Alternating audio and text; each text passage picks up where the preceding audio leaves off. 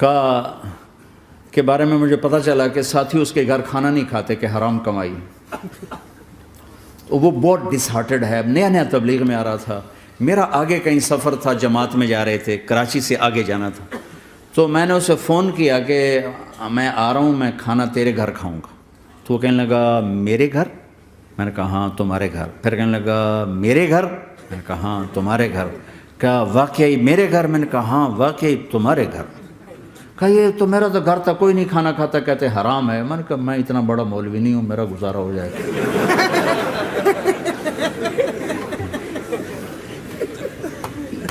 کچھ عرصے بعد وہ 4 مہینے کے لیے جماعت میں چل رہا تھا.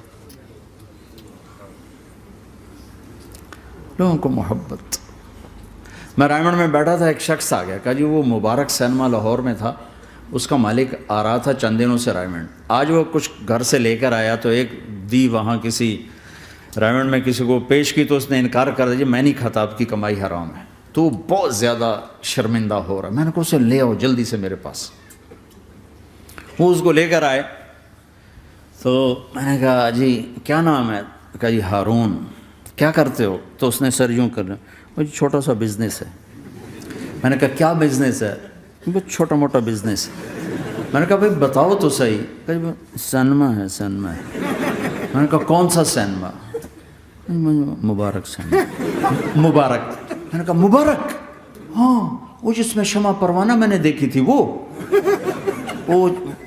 مبارک صاحب اس کے جو اونر تھے. پہلے ان کی فوٹو آتی تھی، مر گئے تھے وہ، ان کا سیڈ میوزک چلتا تھا، بعد میں فلم چلتی تھی. وہ مجھے ایسے دیکھنے لگا کہ یہ کیا کہہ رہا ہے. اور میں نے اسے یوں دوستی لگائی. دن کے بعد دیکھا تو اتنے بڑی داڑھی کے ساتھ 4 مہینے لگا.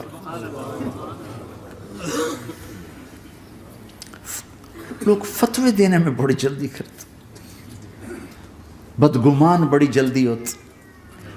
کسی میں 100 خوبیاں ہوں، ایک کمی ہو، ساری پہ کانٹا پھیر دیتے.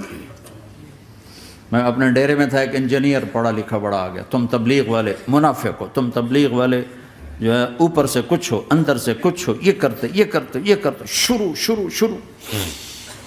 میرے ڈیرے میں تھا، مجھے بولنا نہیں تھا، میرا مہمان تھا. مہمان تو جوتا بھی مارے تو ہمیں سہنے کا حکم ہے. میں چپ کر کے سنتا رہا.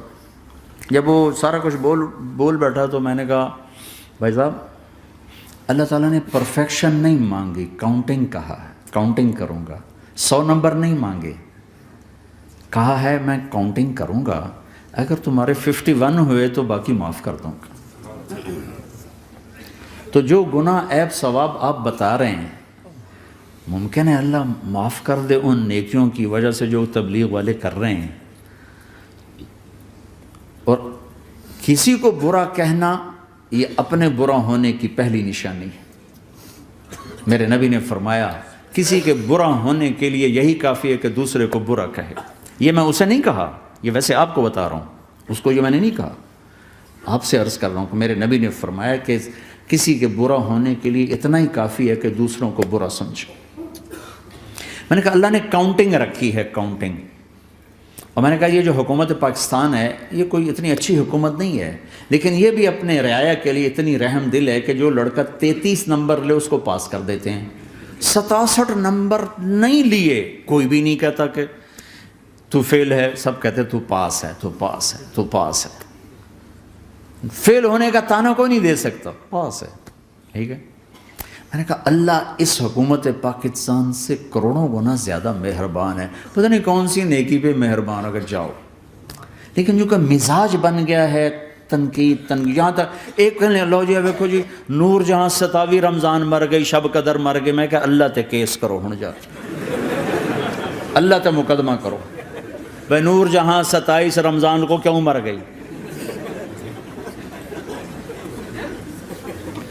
27 رمضان کو کوئی آدمی اپنی مرضی سے مر سکتا؟ اتنی مقدس رات، اتنا مقدس دن، تو کوئی بات تو اللہ کو پسند آئی جو اس کی موت دی.